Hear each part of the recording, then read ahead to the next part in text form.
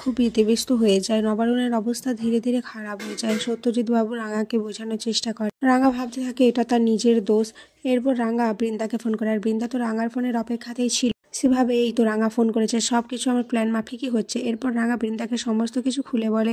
আর এদিকে যে বৃন্দার সমস্ত কিছু জানে, ওই করেছে এই সমস্ত কিছু, সেটা তো রাঙা জানে না। বৃন্দা সমস্ত কিছু শুনে একলব্য, পাঞ্চালী, অদিতি এদের সবাইকে বলে, আর সবাই তো অবাক হয়ে যায় যে কিভাবে এই সমস্ত কিছু ঘটলো। এদিকে নবারুণকে তো হসপিটালে আনা হয়, আর ডাক্তারবাবু দেখে বলে কি ওনার অবস্থা তো খুবই ক্রিটিক্যাল, আমাদের পক্ষে এখানে এত বড় সার্জারি করা যাবে না, ওনার যা অবস্থা ওনাকে তো এখান থেকে শিফট করতেই হবে। রাঙা বলে আরে না না, তোরা কিছু একটা কর, যদি বাবাকে নিয়ে এইভাবে টানা হিচড়া করি তাহলে তো উনি শেষ হয়ে যাবে, না না তোরাই কিছু একটা কর। এদিকে মিডিয়ার লোক তো রাঙাকে ছেঁকে ধরেছে। সত্যজিৎ বাবু নিজের ক্ষমতা কাজে লাগিয়ে ওদেরকে ওখান থেকে বের করে দিয়েছে।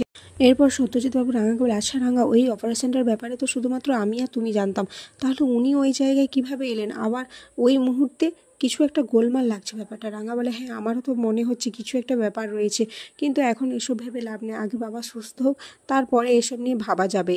এরই মধ্যে পাঞ্চালী, একলব্য, অদিতি সবাই তো চলে আসে হসপিটালে।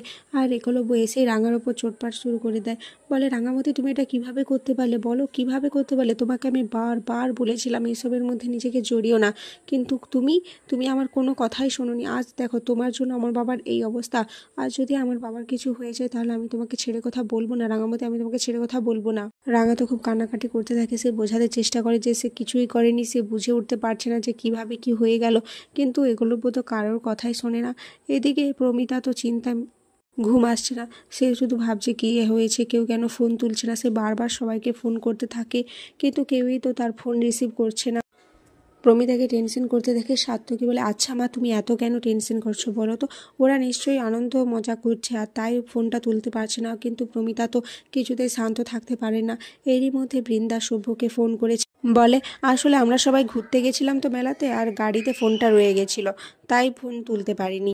বৃন্দা ফোনটা শুভকে প্রমিতাকে দিতে বলে, প্রমিতার সাথে কথা বলে। প্রমিতা তো খুব শান্তি পায় যে এটা জেনে যে সবাই ঠিক আছে, ভালো আছে। আসলে বৃন্দা প্রমিতাকে আসল সত্যিটা জানায় না, সে ইচ্ছে করেই বলে না, লুকিয়ে যায়।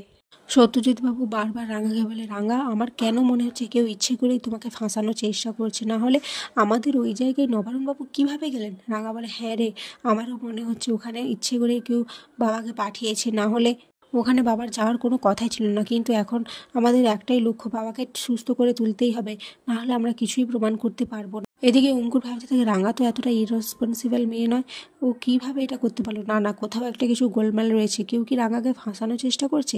আর এখানেই আজকের পর্ব শেষ হয়ে যায়।